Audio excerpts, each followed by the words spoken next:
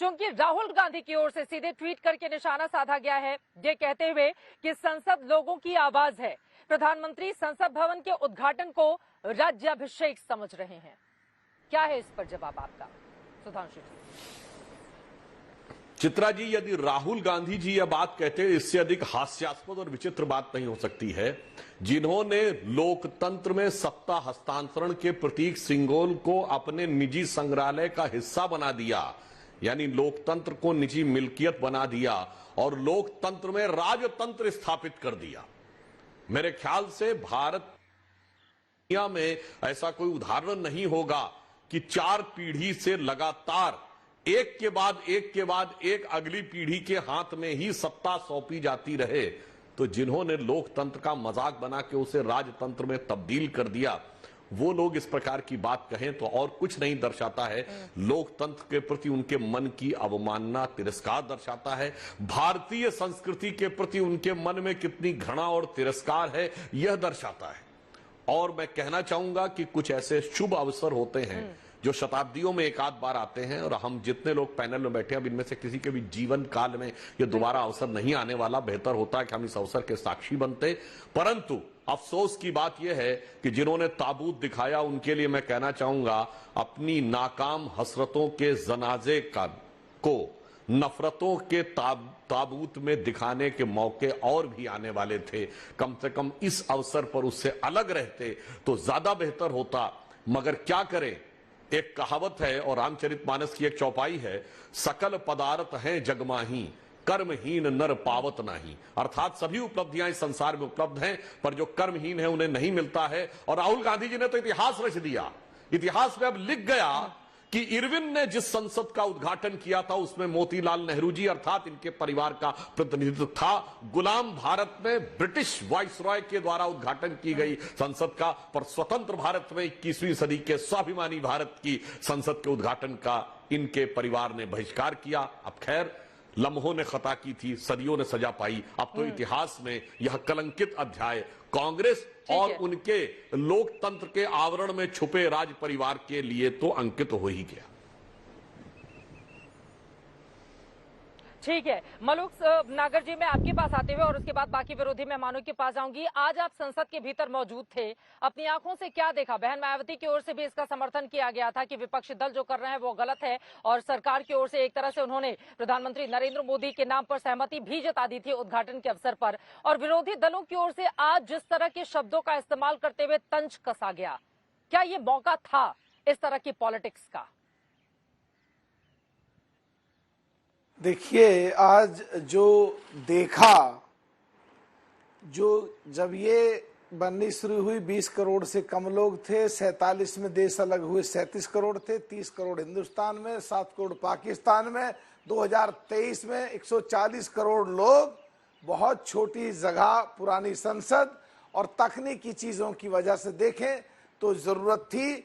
और जो लोग अब ताबूत और आर्किटेक्चर की बात कर रहे हैं, उनका प्रवक्ता सिविल इंजीनियर की बात कर रहे हैं, उनको मैंने भी समझाया स्ट्रक्चरल डिजाइन क्या है और सिविल इंजीनियर्स की जो जुरिडिक्शन से वो क्या है, स्टडी करके बोलनी चाहिए थे।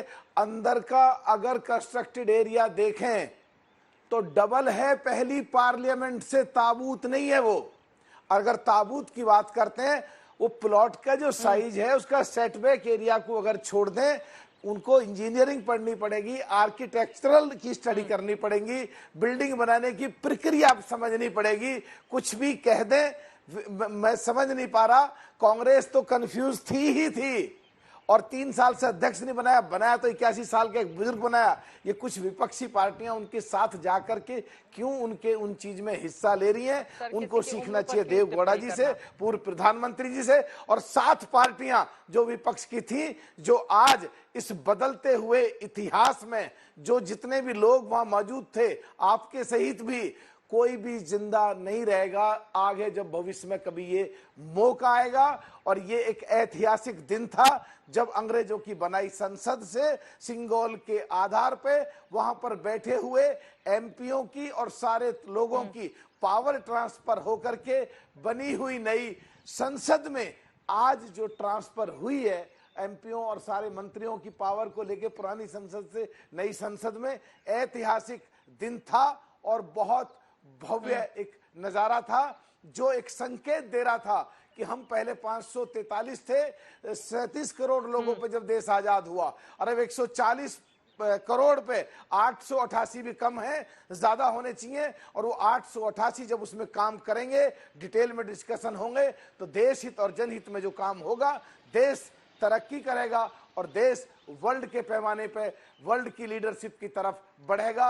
इस मौके को, ठीक है इस सर, आपकी ऐतिहासिक बात में क्षणों समझ को गई हूँ। आप चूकना ये नहीं कह रहे चाहिए था हैं कि किसी नई को भी। संसद जो है वो नई कहानियों को बयां करती हुई नई तरक्की की राह को सशक्त करेगी, जिस तरह की तस्वीरें निकलकर सामने आई हैं। लेकिन किसी की उम्र को लेकर आपने मल्लिकार्जुन खड़गे पर टिप्पणी की है, किसी की उम्र पर नहीं जाते हुए सारिका पासवान जी सीधे आपके पास आते हुए बीजेपी की ओर से तो दो टूक कह दिया गया कि जो नई संसद है वो नए भारत की तस्वीर सामने रख रही है, और जो ताबूत की तस्वीर आपकी ओर से शेयर की गई है वो आरजेडी की है।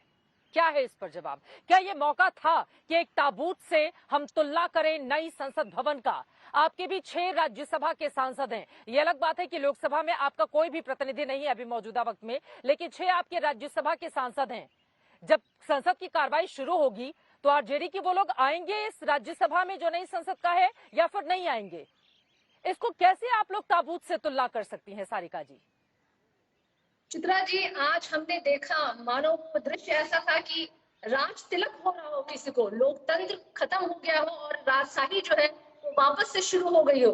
चित्रा जी, मैं आपके मार्फत जरूर दिखाना चाहूंगी, मेरे हाथ में देखिए, ये संविधान, भारत का संविधान है, और इसका आप देखिए आर्टिकल 79, जिसमें कि स्पष्ट रूप से लिखा गया है कि संघ के लिए एक संसद होगी जो राष्ट्रपति और 2 सदनों मिलकर के बनेगी, जिसका नाम राज्यसभा और लोकसभा है।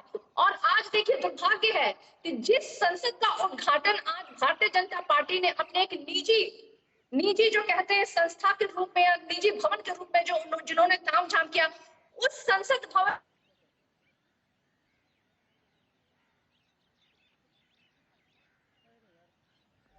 द्रौपदी मुर्मू जी को नहीं दिखाई दे रहा।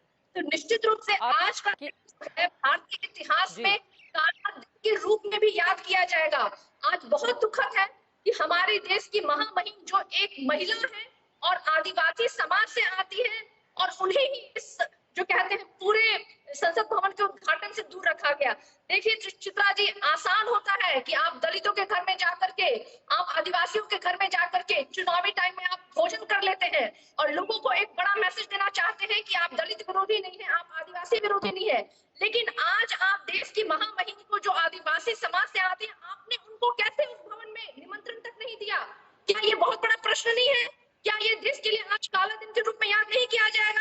आज हमारे सांसद, हमारे बीजेपी के यहाँ पे हमारे बड़े भाई बैठे हुए हैं, ये बड़ी बड़ी बातें सुधांशु त्रिवेदी जी कह रहे थे कि राजवंश का। सुधांशु जी, क्या आपको शर्म नहीं आई कि आप देश की महामहिम, हमारे राष्ट्रपति जो आदिवासी समाज से महिला आती है, आपने उनको निमंत्रण तक नहीं दिया?